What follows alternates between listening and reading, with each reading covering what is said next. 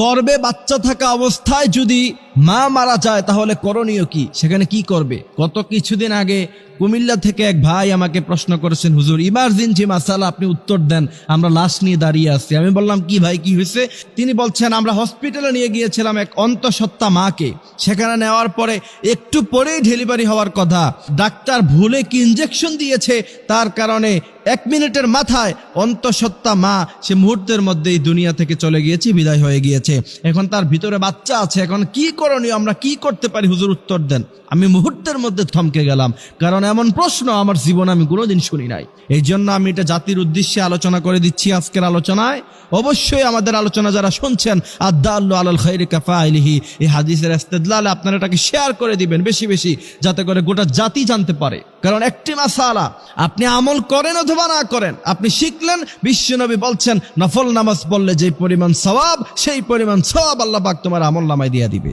আমি অবাক হয়েছি যে এই প্রশ্ন তো কখনো পাই নাই। পরে আমি গবেষণা করে এটার উত্তর যেটা পেয়েছি, যদি সন্তান গর্ভে থাকা অবস্থায় কোনো মা মৃত্যুবরণ করে, যেহেতু এখন সায়েন্সের জমানা, যেহেতু এখন মেশিনারিজের জমানা, অবশ্যই চেক করে নিতে হবে সাথে সাথে যে বাচ্চা ভিতরে জীবিত আছে কিনা।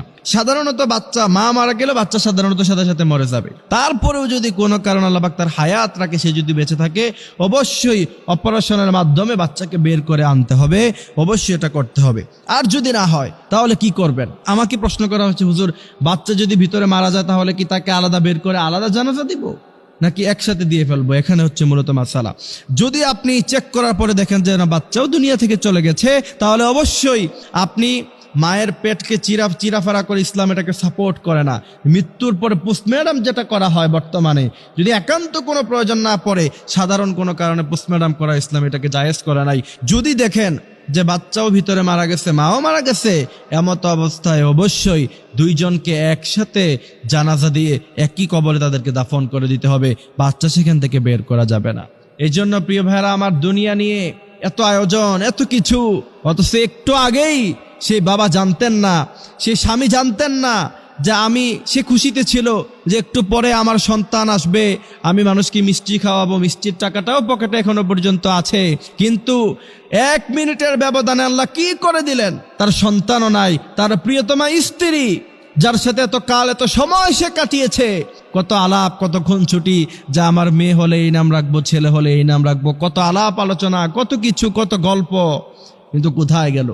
1 মিনিটের মাথায় তার বাচ্চাও নাই, তার প্রিয়তম স্ত্রীও নাই। এই জন্য প্রিয় ভাইয়েরা আমার, দুনিয়ার জীবনটা হচ্ছে ক্ষণস্থায়ী। এই ক্ষণস্থায়ী জীবন আমরা আল্লাহর পথে যেন পরিচালিত করতে পারি, বিশ্বনবী সাল্লাল্লাহু আলাইহি ওয়াসাল্লামের দেখানো তরিকা, সাহাবাদের দেখানো তরিকা, বিশ্বনবীর সুন্নাহ দিয়ে যাতে করে আমাদের জীবনটাকে আমরা গঠন করতে পারি, সে তৌফিক আল্লাহ পাক আমাদের সবাইকে দান করুক। আমিন।